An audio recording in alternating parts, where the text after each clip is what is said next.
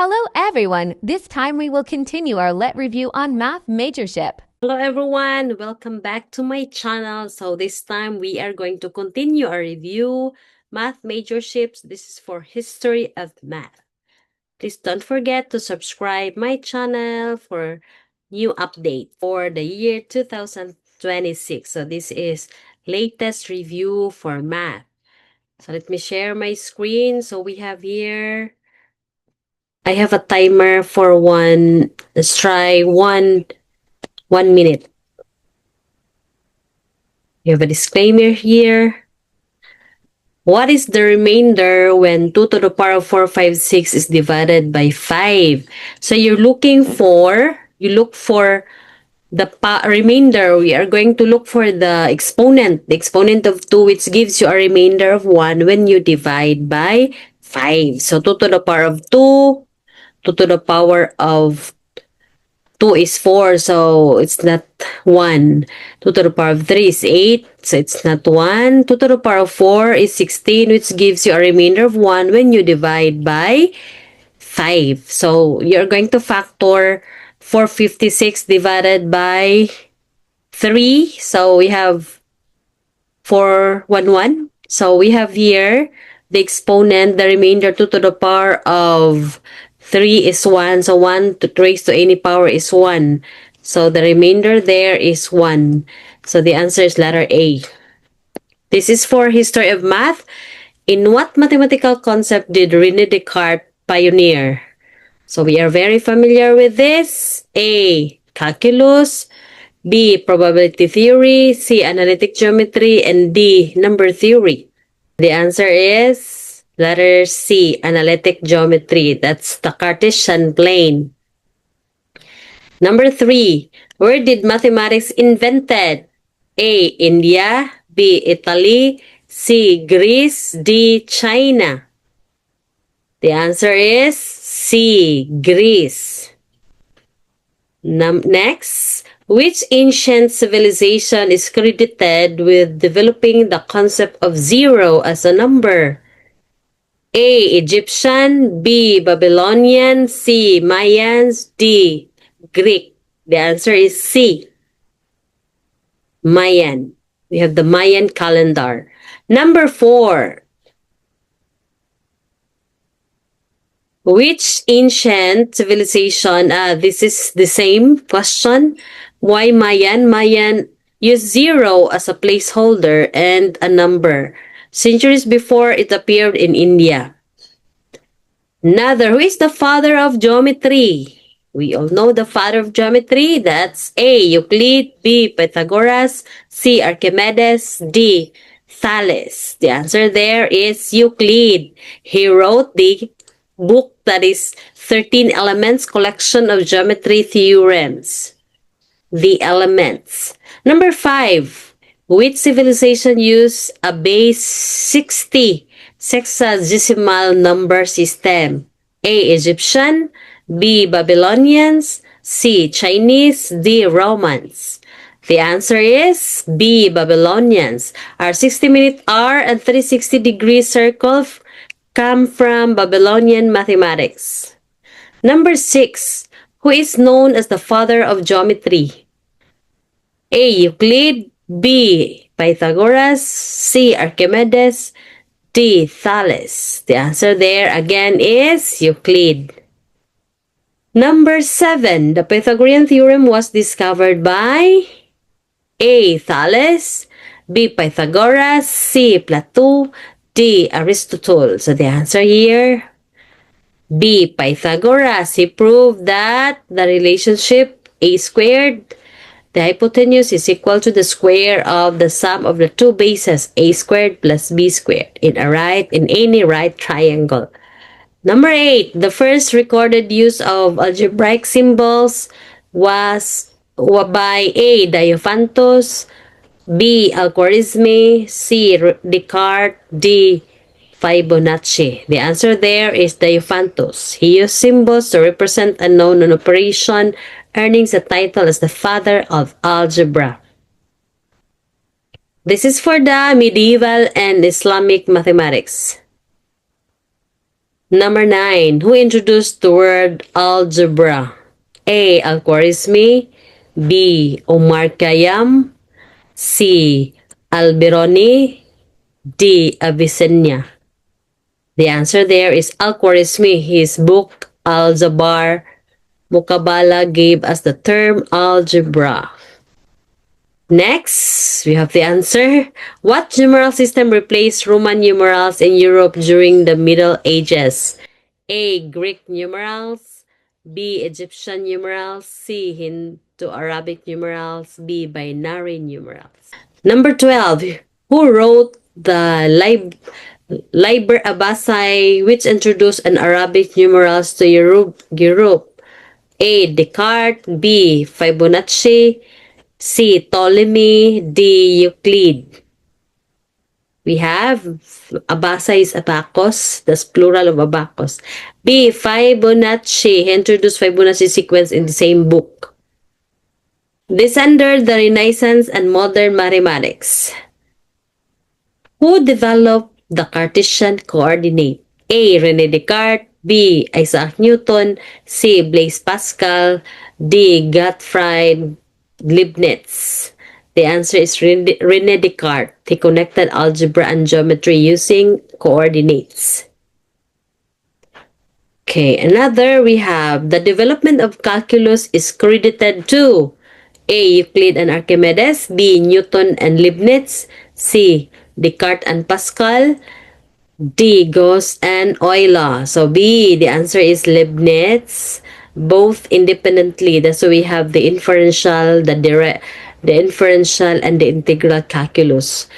Developed calculus in the late 17th century. Okay, next we have, who is the prince of mathematicians? A. Euler. B. Gauss. C. Pascal. D. Fermat. The answer is Gauss. He contributed to number theory, statistics, and geometry.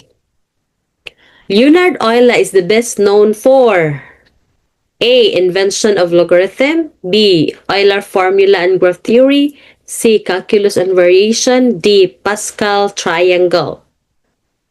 The answer is graph theory, Euler formula, and graph theory. He introduced e to the power ix is equal to the cosine x plus I sine x and began the modern graph theory, which found in the modern mathematics in the modern world.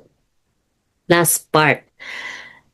Number 17. Who discovered the law of gravity and contributed to calculus? A. Leibniz. B. Newton. C. Galileo. D. Copernicus. The answer is B. Newton. Next. Who introduced the symbol pi to represent the ratio of circumference to diameter? A. Archimedes. B. Euler. C. William Jones. D. Newton. The answer is William Jones. 1706, Jones first used pi in the Euler popularized it later.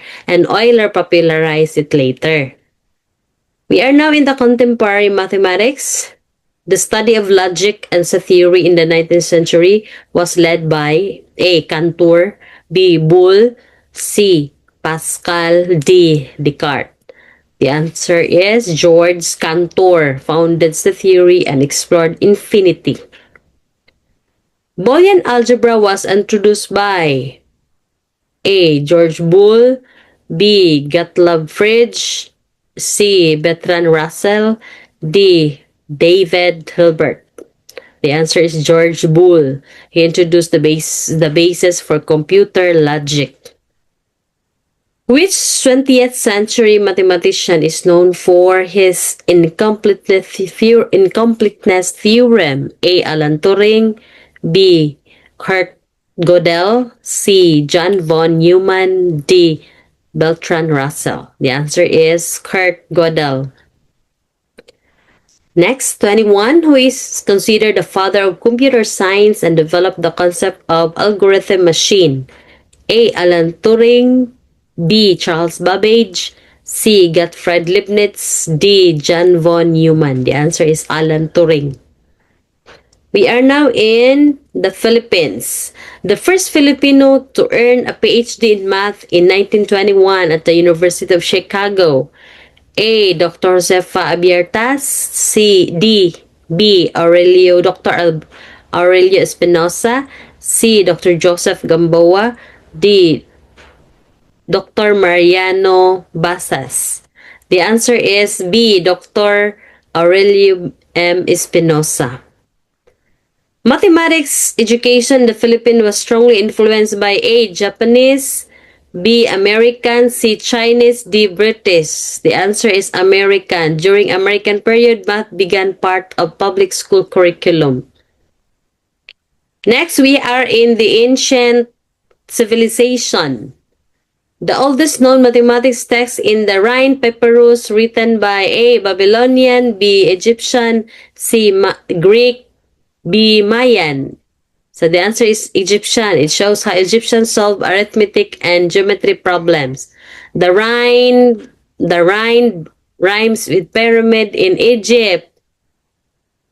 Next, the oldest known mathematics text in Rhine Papyrus written by A. Babylonian, B. Egyptian, C. Greeks, D. Mayan. The answer is Babylonian. Use a 60, base 60, and place value. Which ancient mathematician measured the Earth's circumference? A. Archimedes, B. Euclid, C. Eratosthenes, D. Pythagoras. The answer is Eratosthenes, the sieve of Eratosthenes. Use shadow and geometry to estimate the Earth's size accurately. The Greek who first proved geometry theorems logically. A. Thales, B. Euclid, C. Pythagoras, D. Aristotle. The answer is Thales. He proved the circle is bisected by its diameter. Who is the father of trigonometry? A. Hipparchus, B. Ptolemy, C. Archimedes, D. Apollonius. The answer is Hipparchus. Created the first trigonometric table. The concept of zero as a number came from A. India, B. Greece, C. Rome, D. China. The answer is India, later transmitted to Islamic world and then Europe. Which ancient mathematician approved pi as 3.1416? A. Archimedes, B. Euclid, C. Pythagoras, D. Plato. The answer is Archimedes. The geometry of conic section was studied deeply by Apollonius of Perga, Ptolemy, Euclid, or D. Descartes. The answer is Apollonius of Perga. The Roman contributed mainly to theoretical math, B. Practical arithmetic for trade engineering, C. Symbolic algebra, D. Calculus. The answer is practical arithmetic. The Chinese text 9 chapter on the mathematical art deals with A. Philosophy, B. Geometry, C. Applied problem solving, D. Astronomy. The answer is C. Applied problem solving. The word algorithm comes from A. Al-Khwarizmi, B. Al-Biruni, C. Omar Khayyam, D. Al-Tusi. The answer is Al-Khwarizmi. The Islamic mathematician who solved cubic equation geometrically, A. Al-Khwarizmi, B. Omar Khayyam, C. Avicenna, D. Al-Kindi. The answer is Omar Khayyam. Algebra originated from the Arabic word aljabar, meaning A. Division, B. Completion or restoration, C. Calculation, D. Analysis. The answer is completion or restoration. Who introduced trigonometric functions such as sine and cosine? A. Al-Battani, B. Al-Khwarizmi, C. Omar Khayyam, D. Al-Tusi. The answer is Al-Battani. Arabic numerals were adopted in Europe mainly through the works of A. Fibonacci, B. Pythagoras, C. Descartes, D. Euclid. The answer is Fibonacci. The term sine comes from which language originally? A. Sanskrit, B. Arabic, C. Greek, D. Latin. The answer is Sanskrit. Islamic scholars preserve Greek mathematicians through A. Translation, commentary, B. War and conquest, C. Elimination of text, D. Trade. The answer is translation and commentary. The decimal system used today originated from A. Babylonian, B. India, C. Egypt, D. Rome. The answer is India. Thank you for watching. Please subscribe on my channel.